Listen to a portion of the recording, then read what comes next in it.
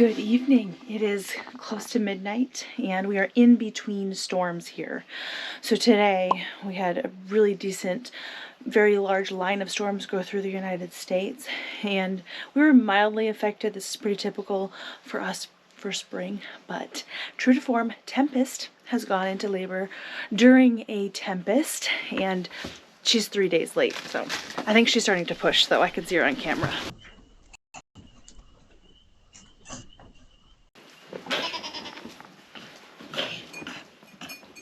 Hi, Mama. Are you feeling things? Hi. Can I come in? Don't mind me. You can get back to doing hard work, okay?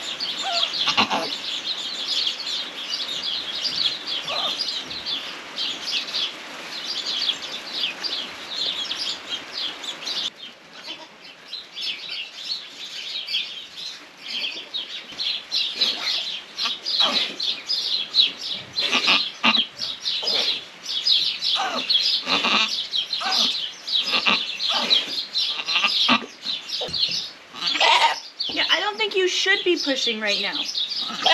No! You're not dilated, ma'am. For some reason she started pushing and wasn't ready to be pushing. So when you go in there, it's so hard to describe. But basically, if their cervix is not open, you're going to be able to feel, it's like this elastic band almost. It's really hard to describe. If they're fully dilated, there's really nothing there to wonder if it's a cervix or not. If they're fully open, there's nothing blocking your path. But with her, there's like a wall there with this hole in the middle of the wall, and I can barely get my finger in there. And I don't, her cervix just isn't fully open. You don't really want to push the issue, especially because she's doing quite well. She has not been in labor super long. She just started pushing, and usually that means they're fully dilated, but I guess she's just excited like we all are. You need to keep working. There was a hoof behind it. Yeah, I felt the hoof. It wasn't something weird like a butt. I'd say my best advice is if you go in there just to check and you're really not sure what you're feeling, don't try to push in further and figure it out, especially if the doe is doing quite well. Tempest here comes out of my doe Barely, who does have a history of kidding issues. The last time that Tempest kidded, she didn't have any issues at all. So I don't expect there to be any, but it's always good to check if you have any questions. Usually that just brings some awareness. So now I know that she's not ready to be pushing, and that's why her pushing seems a little bit ineffective, because you're not ready.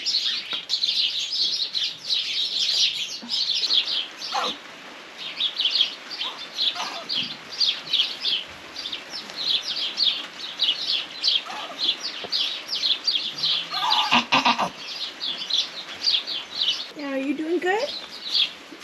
Are you making progress? Just to see. Hang on.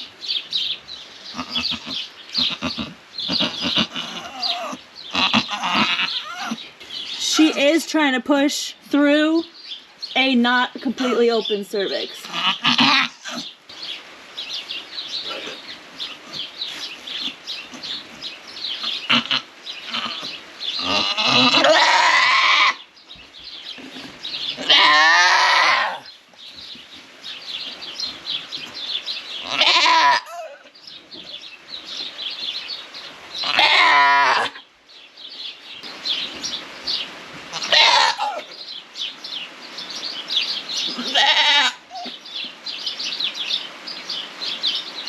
Definitely not a small baby. Yeah, it's not a small baby. Not at all. You want to lay down?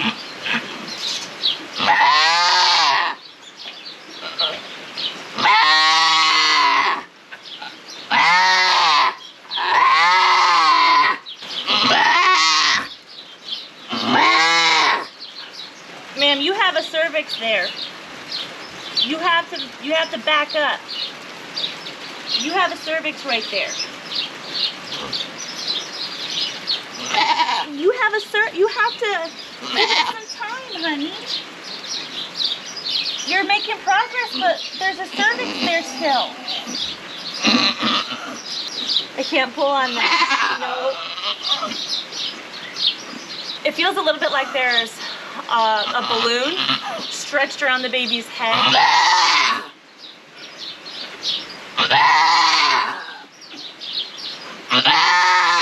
There.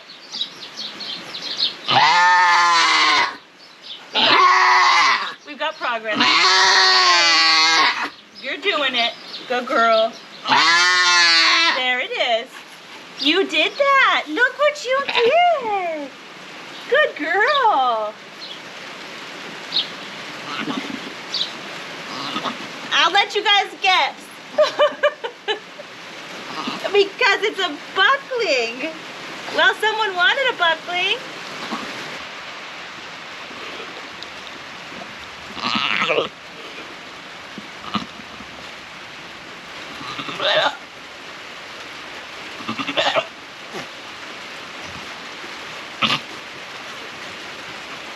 I saw black. Ooh. Is that just a head? Yeah. Little foot tucked back. Good girl. You got it. Another big one. I'm scared to guess. Oh, what a pretty baby. Buckling. Oh my gosh. Well, we know you carry the black gene. We learned something. Good girl.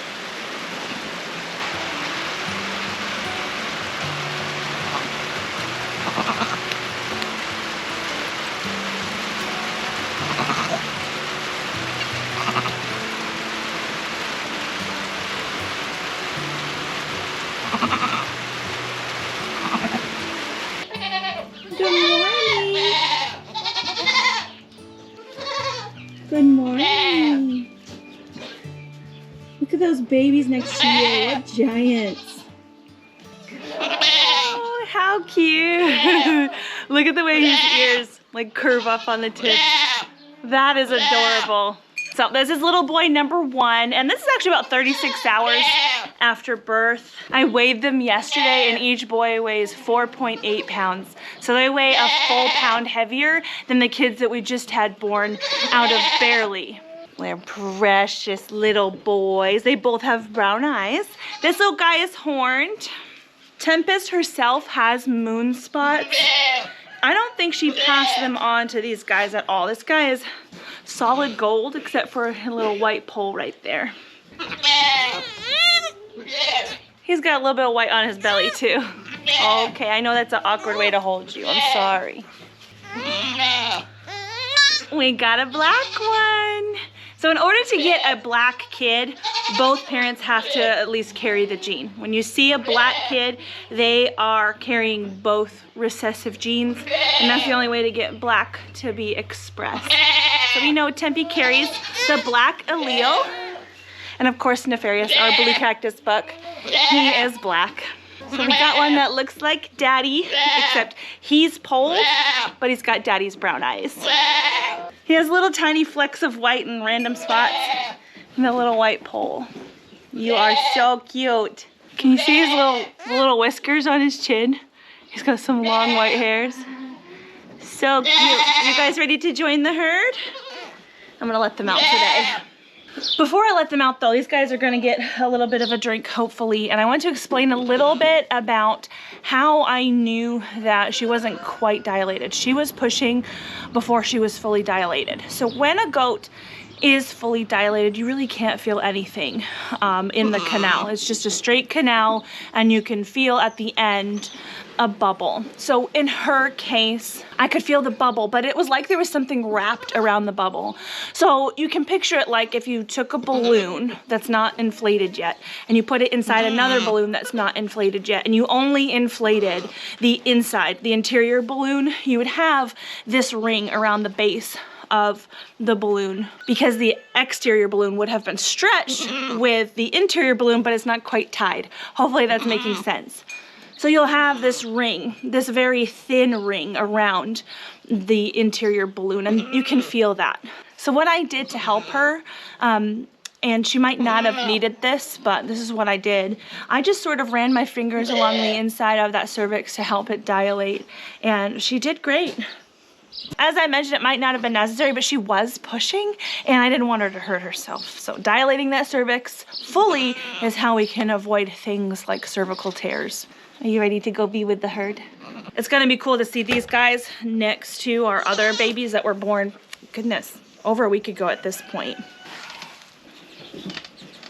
Go join your babies. They're exploring all the teats. Margie probably will nurse it. Oh, maybe not.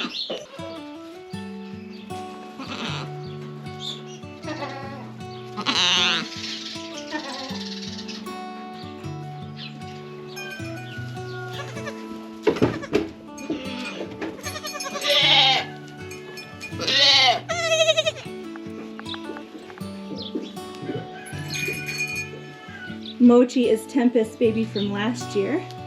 It's your little brother.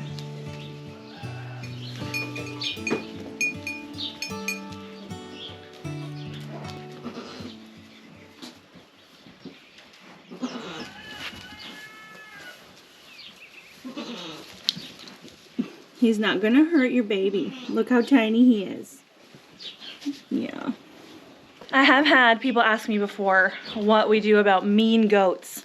And what you just saw Clover do was not mean. She could be very mean if she wanted to be. And I have sold mean goats before, and they like basically pinned the baby to the ground with their head and spun around in a circle, like essentially trying to drive the baby into the dirt, like very intentionally trying to cause harm. That is a no-go for me. Those goats are sold with full disclosure that they should not be around little goats that are not theirs, or they are put in the freezer, quite frankly. But goats will be goats, and most of the time, the other adults are fine with other babies. You'll just see them do what Clover did. They'll kind of nudge them with their nose.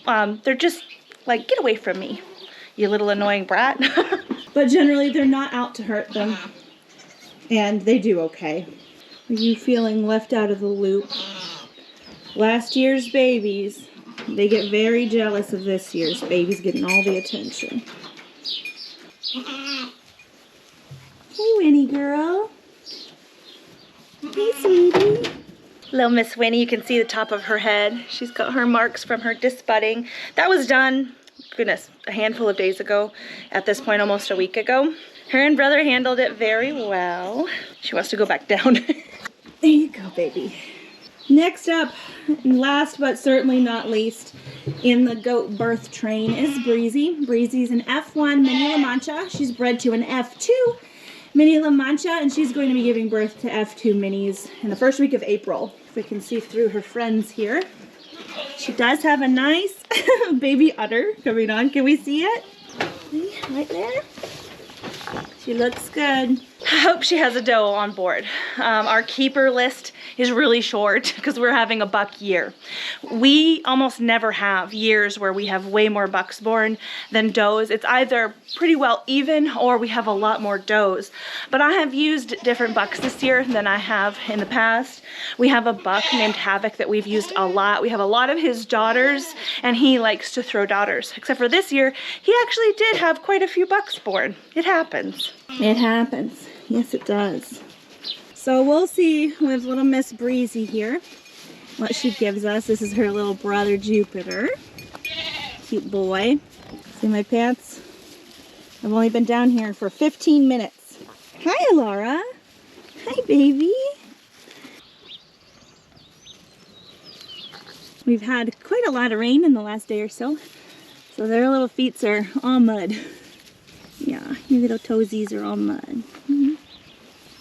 Where'd the little golden boy run off to? Mm-hmm. Oh, you're back here. Hi.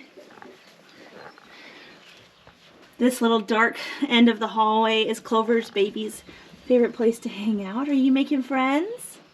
When we first bought Nefarious, he had a little upturn to his ears like that. Speaking of Nefarious, let's go see him. It's been a little while. Hi, boys. I don't have grain for you. Not at the moment. Hi. I guess he still kind of has a little upturn to his ears. You're a daddy again. Yeah, you're a daddy again. So yes, this is our 3 main bucks that we have here right now. Nefarious and Feral. Feral is that mini La Mancha. And then Havoc. Havoc was not bottle raised, so that's how he is. Just more mud for my clothes. It's okay. It's fine. That's what happens, huh? I just set up the electric netting again. I haven't done it since last year, and so they've been partaking of fresh grass for a few days now. I need to move them. Especially in this clump of grass, you can see the difference that they've made. You guys ready to move soon? Hello. Looks like they're about ready to move, so I need to do that soon. I actually just bought a whole other energizer and another couple lengths of this electric netting because I really like moving the boys around in the summertime. It means that I have to mow a lot less and they get fresh forage way more often. I get to rotate them. It's really nice. This is our mobile goat shelter. It's quite airy, so I don't like using it when it's cold out. I don't think any wasps have started to build nests in here, but it's good for protecting them from rain and, depending on how it's situated, protecting them from wind and of course the sun. I think that's the main thing that we have to worry about in the summertime. There's not a lot of trees, so we don't have a lot of shade. So this thing moves around with the net during the summer. I didn't breed a whole bunch of goats to give birth this year. It was just 7. Some of the goats I wanted to wait to breed them, partially because of size, but also we like to have fall milk, fresh fall milk around here. So we will have another breeding season coming up this summer and another kidding season coming up in fall. It's a good time, but there is one more birth. Like I said, Breezy is in just another couple of weeks. So if you'd like to make sure you don't miss that, make sure you subscribe. I'll see you guys again soon.